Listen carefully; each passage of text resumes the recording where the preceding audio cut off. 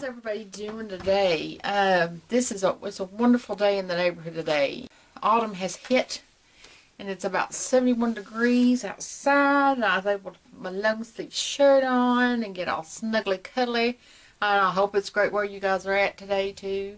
I just thought I'd share a real quick story with y'all today. People seem to like my stories, and I don't know why. Maybe it's because I'm a little crazy. Maybe it's because I make you feel better about yourself with my antics and my crazy stories. They're not too crazy, just everyday life stories. But today I'm going to share with you a story about me in elementary school. And it was about 2nd or 3rd grade. I'm not really sure, and I don't even remember my teacher's name, which is the sad part about it, because I wish I could remember a whole lot more of that stuff, but I think I've blocked this out for a certain reason, because this was the year that I had done the most damage to my face that I have ever done. Let's picture it. This is in probably about, I don't know. It's in the 80s. We'll just say 80s. The way my school was made, it was a big school. It was actually one of the biggest elementary schools that had ever been built in my area. And we would go to lunch. We'd go to the lunchroom. And when we went to the lunchroom, it was a pretty good walk from the lunchroom. We had to actually walk outside one building and go into another building that was on the other side to go to the lunchroom. And for some odd reason, whenever I'd come back from lunch, I think it was because we had recess afterwards, and I was really excited because I wanted to go outside and play. I would take a huge run. And I got in trouble all the time about it. My teacher was all the time, "Why, Naka? Why? Why do you keep running?" I don't think that was really how she sounded, but everywhere you go, you run. Why? Why do you run? Me being a kid, I'm just, I run everywhere. I don't know. I'm excited. I like to run. I'm excited. So the teacher was always onto me for running. And she would always say, "You are going to fall down one of these days, and you're going to really hurt yourself, because when you're going to fall, you're not going to see where you're going. You're running, you're going to slide up, and you're going to fall." Me being me at that age was just like, I'm not going to fall. Yay, run.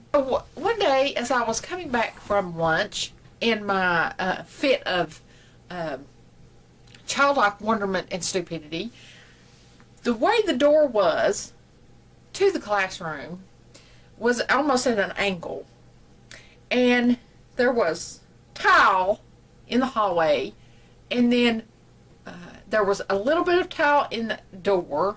So one day I decided I was going to run, and I just didn't just run.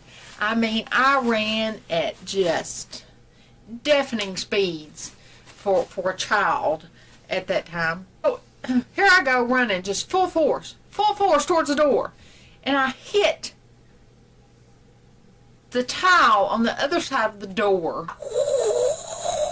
I slide all the way into a chair. Now, when I was a kid, I don't know how it is now as much. I still see the middle leg chairs, but there's a whole lot of different variations on the chairs. But when I was a kid, we had the big, thick middle leg chairs in our classrooms. Big, thick. And I slid as fast as I could into one of the legs of the metal chair and hit. And when I hit, I saw birds and stars, and I thought I was going to vomit. And of course, my teacher, God love her, and maybe God rest her soul, she says, "What? See, I told you were going to hurt yourself, and now you're hurt, and now, oh my gosh, I'm calling your parents." Of course, I was just laying there stunned, not really sure what to do. I find the energy and actually calm my stomach when I'm not going to vomit. And I get up off the floor, and I can already tell the edge of my eye is turning a nice shade of purple. Not thinking anything of it. My parents are called. They come get me, bring me home, put ice on my eye. The next morning, I wake up with the biggest black eye you have ever seen. Now, granted, when I was a little kid, I was scrawny. I'd been sick when I was little, and I was skinny. I was puny looking, and all of my facial features now were about 200% the size that they are now because I'd not grown into my face. So I had a big old nose, I had big old lips, and big old brown eyes, and I looked like, I really did look pitiful, like I had been in a prize fight and just completely, I'd lost it. Next morning, wake up, go to school. Fine. I did fine that day. I had told myself I was not going to run anymore. This is what has caused this. This is what has caused this on my face. All the kids felt really sorry for me. They didn't make fun of me. They were actually sorry for me that I had failed, and then I had a big black eye. I got through that day. I got through that day fine. Go to sleep. The next morning, I must have forgotten that I had this black eye. And I must have somewhere in my brain canceled out the fact that running indoors was what initially had given me this black eye. We get through half the school day. We're going to lunch. I get excited again. So what do? After lunch, I'm the Flash. Run to the classroom. Bam! Same chair, other eye. Class. So now I'm sporting 2 black eyes. My parents are called again to the school. At that point, my dad says, if you don't quit running in the school, I'm going to be the one to give you the black eye. But he didn't. He wouldn't. But, I mean, he was getting really frustrated. The fact that this is the second time in a week he's been called. His daughter can't quit running. For whatever reason, my little brain shut off the you should not run mode. And